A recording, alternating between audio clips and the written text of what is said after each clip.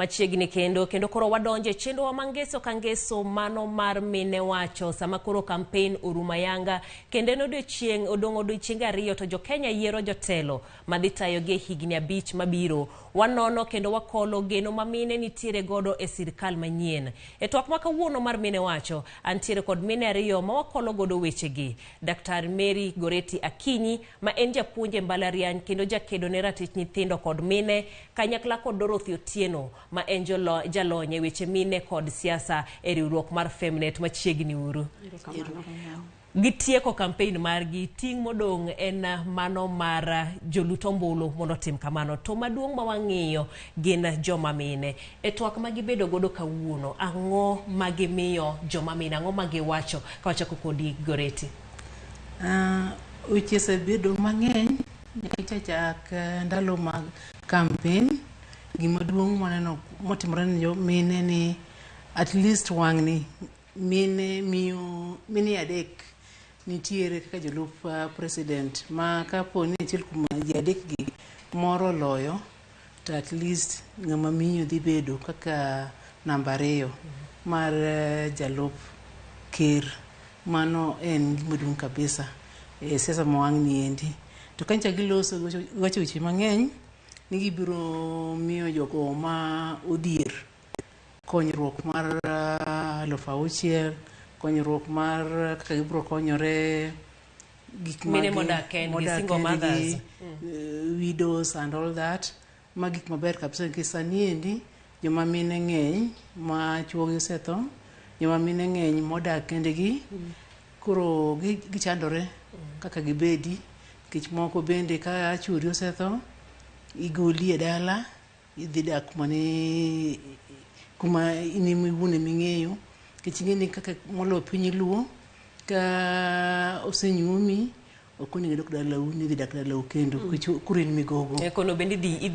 inyalo riembie koro mine magi telo mabiro manyien gi nyiso ni biro konyo mamine yorego koro mano mor makende Dorothy kaka in jalno ma bende ng'iyo mine ma bende nitiere siasa mokwongo wachak gi kaka adek kuom jolar koma 4 oyiero kanyiero mine kaka jolupgi en okang' makare ma bende joma mine neno e sirkal manyien aparo ni mano en gimoro achiel monego bedni wadwoko ne jok mochung'ero kamano kata wan kaka mine wabedo mamor nikech the last election mane wan go 2017 nwaneno ka running mates tene ne gin joma chuo but sani agenda mar women osebedo an issue or agenda kuom ng'ata machung be it at the gubernatorial level kata at the presidential level so the fact that ni sani okwawacha siasa ma kawaumo weche mine for me mano an achievement ma wayudo to yudo ji adek I'm so sure ni kata jo Kenya kwanza negitemo gamble mondo gine kaka ginyalo keto mama nikech be ne wang'iyo Anwa Iruguru ne bedo kaka potential mar bedo DP to bedo ni gin ji adek mon adek mine adek masani gin potential deputy president is a good thing and so I think ni wamedo tingre malo ka wang'iyo kata wedewa mantie Tanzania ni sani gin gi president ma en wachomo kanyo koro wachomo kanyo aneno ka en daraja marwa mar dhi mbele mondo wayud president in the near future kama na manifestos gi bende mana kaka wacho jomoko kanyo loso e weche mag chiwo omenda $6,000 rito ratiro gi to magi gina singo ere kaka weche gi nyalo chopo Goreti singo maduong' no koro gitimno ka gidonjo e telo gi ensure ni gihakikisha ni gima ne gichiko wacha pare ni jo Kenya nogoyo mbulu 2010 mano ogolo godo chik manyien madwaro ni achiel ewi adek kuom siasa kata kuom yore kuom diero kaka weche mag PS minister jombetre gi ribero nego bede achiel ewi adek ma pok otimore nyo badore abadha ma sa orumo marago temo jogo kotimo koro mano singo maduong' mwadwani ka gihero mine adier ka gihero jo Kenya adier to ma wang'ni the first 100 days ni obed past mondo mi wane ni ka koro loso sirkal the third of agenda samoro bende jomoko nyalo ng'iye ni mano koro wawuoyo malo kabisa koni ne jok mayudo lemo jok manie telo ne miyo mantiere dala cha miyo mabendo bet ma samoro ong'iyo jotelo gi ebe ntiere gi dwache moko ma entiere godo gin kaka magere mage mabende mine ntiere godo gi lek mage dwaro mondo chopi Dorothy. Aparo ni kamede wach ma Dr. Rio wacho kae wach mar two-third gender rule. Aparo ni kuom pacha siasa okorumo, siasa kore kochakre nikech gisebedo ka giseroa. Sani koro en tan marwa kaka jok madhi goyo ombulu mondo ketgi accountable. Weche mane giwacho cha wan gi kuch wachande makoro wan gi duol makoro wadhi miyo gi kwa wapinjo gi kane giwacho ni 100 days koro nyaka wabed kwa ng'iyo ni within the 30 days ang'o mosetimre within the 60 days ang'o mosetimre 100 days osechopo gima nusingo nwachande bochopo koro ok wawach ni siasa ka seluto mbulu to siasa orumo pod an gi kibarua mar kete ka gi ka monda ne ni gik manosingo nwakande oyudo. To kaki wacho maber ni nitie jok ma nigi geno e kiwango tofauti mag sirkal but mama mantie dala chande awa wacho ni ka system oketi maber to kata mama mantie dala chande dhi yudo odhi nufaika gi development madhi timre kandara olosi kanitie hospital ka nyathi nyalo dhi skul ogul ne ting chande to en owuon bende odhi tingre malo. Koro wacho ni ka system oket maber gi geno magiseketo e manifesto gi ka ginyalo bedo ni ginyalo implemente to trickle down effect bro dhi nyaka ne mama mantie piny chande. But ahero sani nikech awareness osebedo ka timbre kidhi kata e gwenge ji ong'eyo katiba ok kaka chon chande ni baba nosesomonwa sani ji apani no ka uting ma gin odwa mondo some mondo en owuon owinje oneni anto akasome to ochalna nadi kumore omanyo mana mondo lerne. Koro awareness no apani bende osedhi malo kikwa compare gi the last election to mano gima ber nikech koro ang'eyo achung kata akasto mbuluna ka ang'eyo gima cast ne kuome anyalo timo comparison as ni ng'ani to promise agini to moro ni promise agini to koro kumantie ni apani ng'ani ema koro nyalo chopo ginene mana dwaro chande chunya apani dhegi erokamano ahinya adwa keli ka wang'iyo weche mag somo mabende wadonje e yor somo manyasani mano mar CBC mabende paro bende ikelo ne mopogore jomoko ywak ne ni okaw pesa mang'eny jomoko ywak ne ni ntiere gi tich mang'eny sama koro wadonje sirikal manyien weche mag somo ang'o mowinjo bed ni loso. An kipenja to somo ber kiloko kane wuna nonyuol ne nitiere system moro konyuola dhie system moro kanyuol jogo dhie system moro sani konyi kwae bonego beni dhie system moro machielo gigi kaka luwore ka piny dhi koro gima daere korka somo nyithindo manyiri obed gi odhi e school access rach ogiyudo ni kuonde moko Kenya kar kendi pod ji wuotho kilomita 35 kochopo e skul to kwa nyithindo manyiri wuotho tiwinjo kimako gi kor wang'ayo timo gi moko njo kwany kotho ngonyo kwany ko hinyore nikech bor mar skul arita mar gi ok ni kare access no koro access no gimiwa skunde machiegni to ka gisemiwa machiegni to be gikel jopuonj no jopuonj puonj nyithindo gi ende maber kendo ka gisebedo gi access ni endi nyathi bende ka nyathi manyako kata mawuoyo timo klas 8 odhi 9 kotieko 12 no odhi kaka sani koro en form 2 no a new system dwaro ni transition botimre kikidhi adhiya ni kisetieko kamoro achiel kanyo mondo gikenero transition manyithindo manyiri nyo rach kabisa performance dhi benyok ber ahinya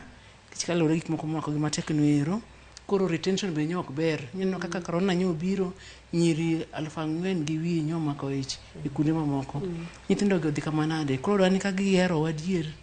eskal manyien yindi nyithindo manyo obayo wang'ayo gi odogi skul osomo mar ariyo bende ka wawe wach somo wan korka tuoche ma mine ni godo korka nyuol tuoche mag nyuol wadwa ni ka ber to mondo wabed gi blood bank molo e piny Nyanza. Nyonga gi blood bank kata kapo nono ni idwa konyori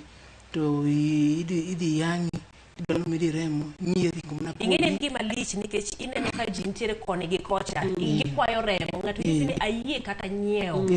mondo yud remo. Remo na Kisii ten gire remo yudore to Nyanza mangima remo nyonge. Sani kanyo gavana Anyang' ochako blood bank Kisumu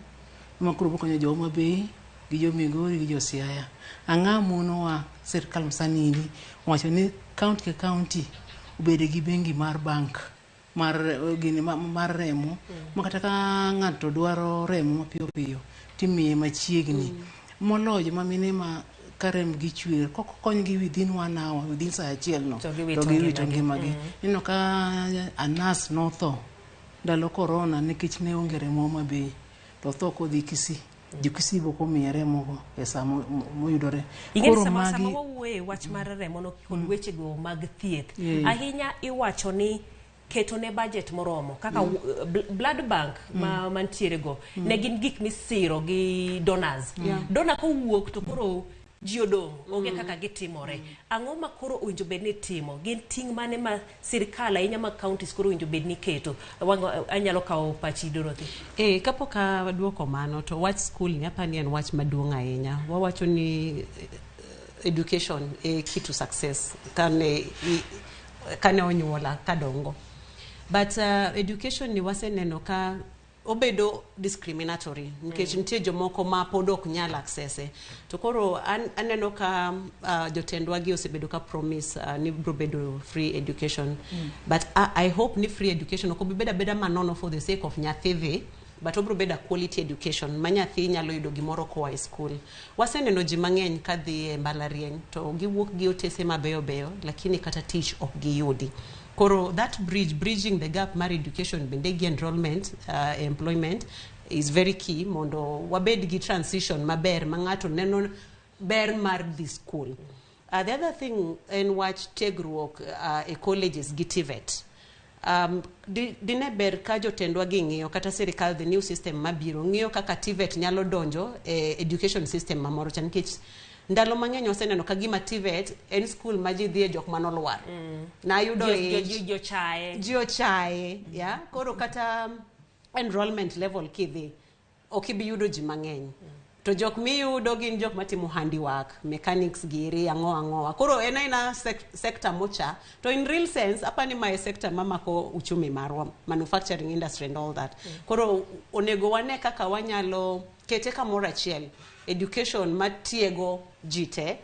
kata ka dhi e TVET tanyalo yudo kendo enrollment madon nyaka university masom nyaka PhD koro kikinyisi ni ka dhi e TVET to mara usirumo mana gi kanyo koro beda transition. Adwa ni mondo duoka e weche mag rito thieth kata jiwo weche mag thieth ma pacho kae. Mano en a very critical issue especially joma mine kaka wan mang'eyo our reproductive health gin issues ma apani dwaro a lot of attention. Kwa wacho ni wadwaro hospitende apani wang'eyo bende quality mar hospitende. To mano bro chakre by bedo gi mine mang'eny e bunge manyalo push for some gender responsive policies e bunge ko bedo wach mar health.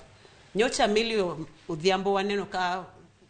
push ahinya wach mar bedo gi assistive reproductive system e hospitandewa but ingeni ng'ama dichuo ok bi elewa gimomiyo o push gima chalo kamano to it's because of our lived experiences ong'eyo gima wan mine wakale kolure gi wach mar reproductive health. Koro onego wabed gi more voices mag mine e bunge nikech kacha ema donge laws bedo passed. Koro ko bedo gi mang'eny e bunge kacha igini wajiwo wach mar 2/3 gender rule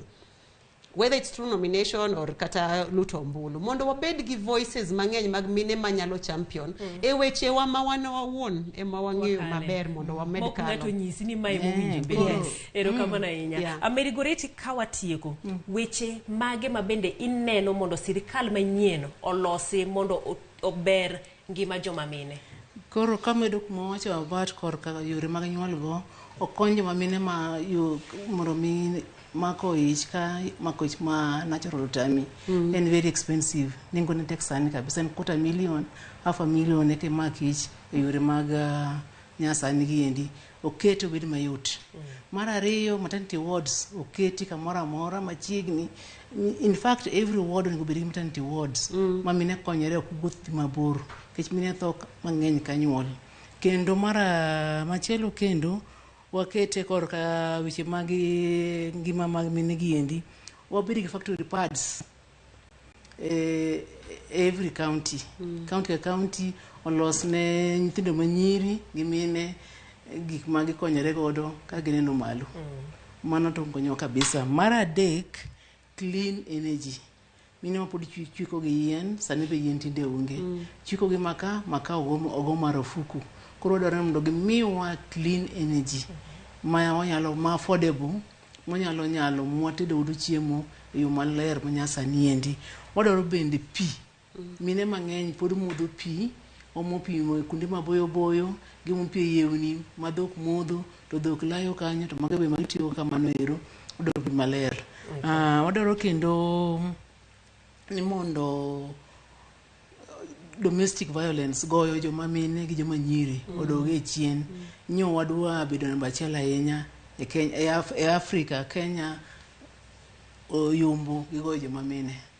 Gima nyaka ng'e. Kuro mambo doge chien. Mago ji aneno mara moko kuom gigo ma bende jolony wacho ni owinjo bed ni ing'iyo, kata sirikal ma bende donje telo manyien owinjo bed ni ing'iyo weche mag thieth, weche mag somo, weche mag arita mag joma mine. Ka bende goero kamano maduong' ne wendwa ma bende obede studio odhiambo makawuono. Mano kanyiero Laktar Mary Goreti Akinyi kanyakla kod Dorothy Otieno ma bende wantiere godo e chenro ni endi mano mar mine wacho.